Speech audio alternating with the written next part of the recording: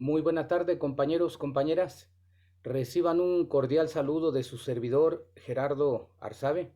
Vamos a retomar las clases de su diplomado de mandos medios de proximidad.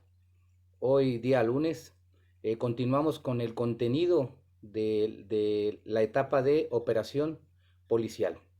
Espero que hayan tenido un fin de semana pues un poco descansado. Sabemos que somos policías operativos y pues hay veces que nos toca descansar o los turnos son muy relajados. Pero en fin, vamos a continuar con el contenido de su diplomado, eh, recordando algunas de los temas que vimos la semana pasada, como fue la introducción a la proximidad social, cuál es el espíritu de la proximidad social, que es generar ambientes de confianza, mejorar los niveles de percepción ciudadana, esos niveles positivos hacia el actuar de nosotros como policías. Y esto tiene que ser por medio de policías bien perfilados, eh, policías que son bien perfilados por el C3, pero además se tienen que descubrir o buscar los talentos que tengan cada uno de ellos, migrando del policía reactivo al policía preventivo de proximidad proactivo. Y eso tiene que ver mucho con su profesionalización, como lo mencionó la doctora Carla. Tienen que darse cursos de especialización en la materia, entre ellos la solución de conflictos, entre ellos modelos de comunicación, herramientas metodológicas para generar la confianza en los ciudadanos, cómo incorporarnos a esa realidad ciudadana que día a día se viven en nuestros cuadrantes. También vimos con su servidor cómo realizar estrategias especializadas, cómo dividir nuestra zona de patrullaje en cuadrantes o sectores, ya sea por número de habitantes, por situación social, económica, política, sociocultural, financiera, hasta cierto punto religiosa. También vimos cómo aterrizar el marco legal desde un modelo que es de carácter nacional a un modelo local o estatal, de acuerdo a las necesidades y a los recursos que tengamos, tanto recursos materiales, humanos y financieros.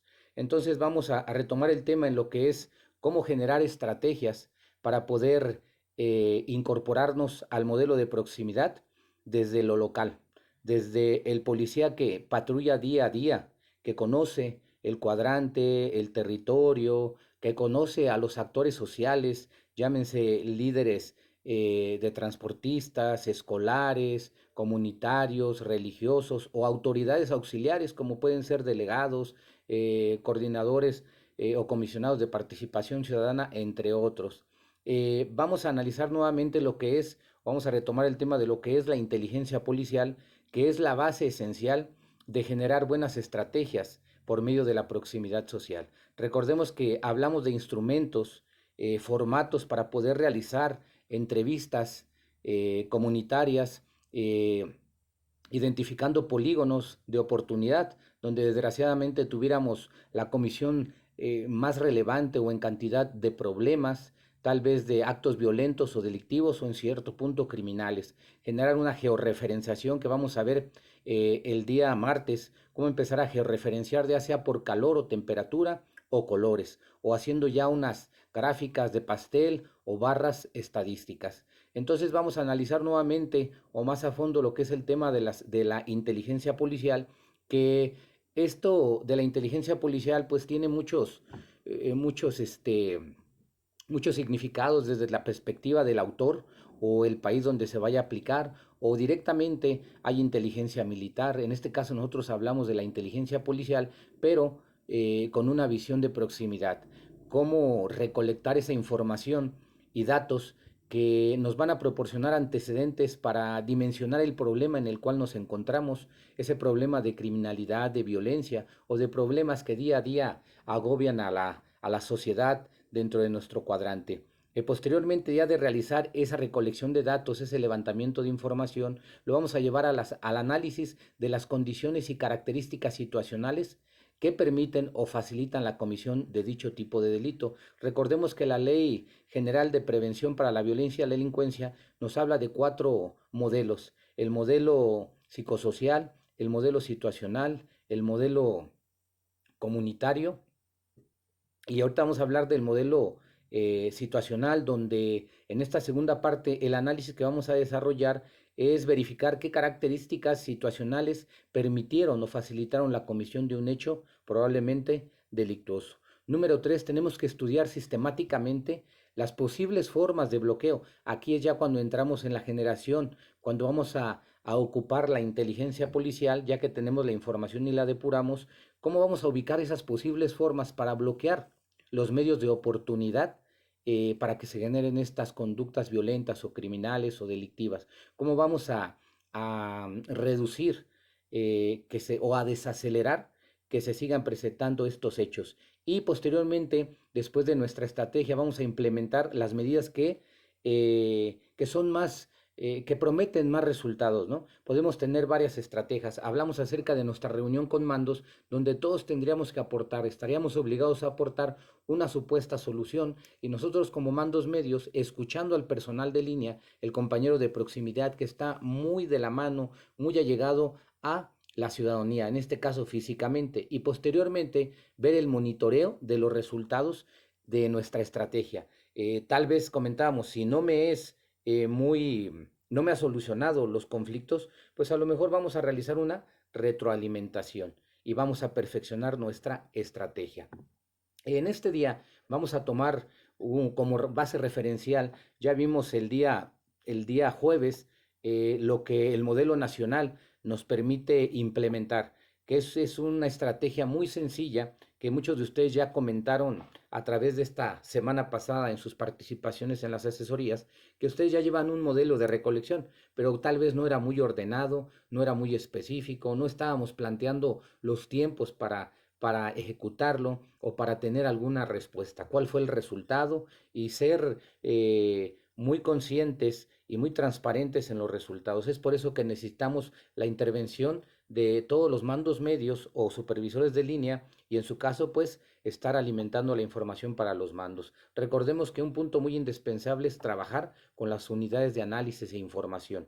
Es cierto, pero para evitar tanta burocracia, tanto proceso, el modelo ahora dice que lo hagamos in situ, in corto, teniendo la información fresca, confiable, oportuna, empezar a trabajar desde nuestras zonas de patrullaje, desde nuestros cuadrantes, sectores.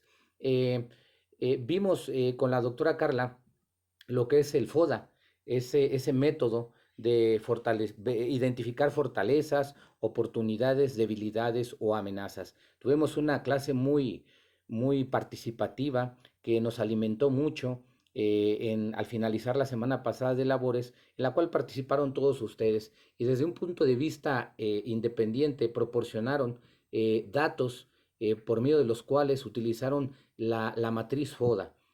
Muy acertadamente, compañeros, reconocemos que tienen un avance individual, pero ahora nos falta unir nuestros esfuerzos, hacerlos coordinados y estar registrando todas las actividades que desarrollemos, cuántas juntas, cuántos mandos asistieron, quiénes proporcionaron medios para poder solucionar el problema, cuáles fueron más viables, qué región, qué sector o qué cuadrante proporcionó mayor información. Recuerden que entre mayor información tengamos, va a ser más fácil, va a ser más práctico poder llegar al fondo del problema como factores de riesgo que inciden para la comisión de problemas, hechos violentos o delictivos. Y no olvidemos ir incorporando, registrando nuestros datos, nuestros resultados, estrategias en una base de datos. Puede ser un software o puede ser una hoja de cálculo de Excel, pero es muy necesario que vayamos registrando para ir viendo nuestro avance, cómo estábamos anteriormente, cómo estamos ahora,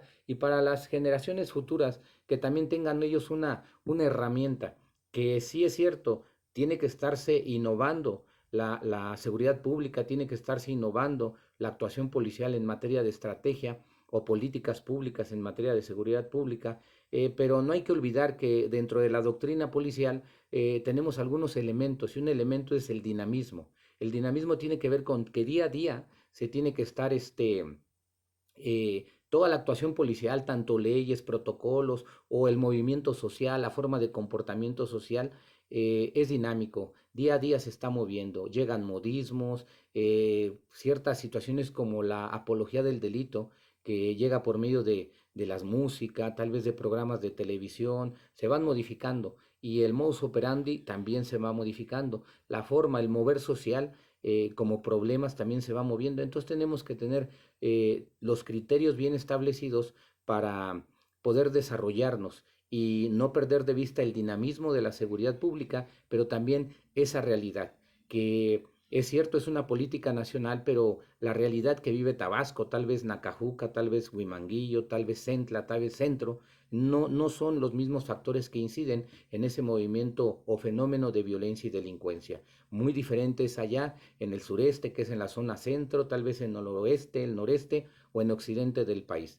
Entonces también tenemos que tomar en consideración ese elemento que es la realidad y el otro elemento que es comunitaria.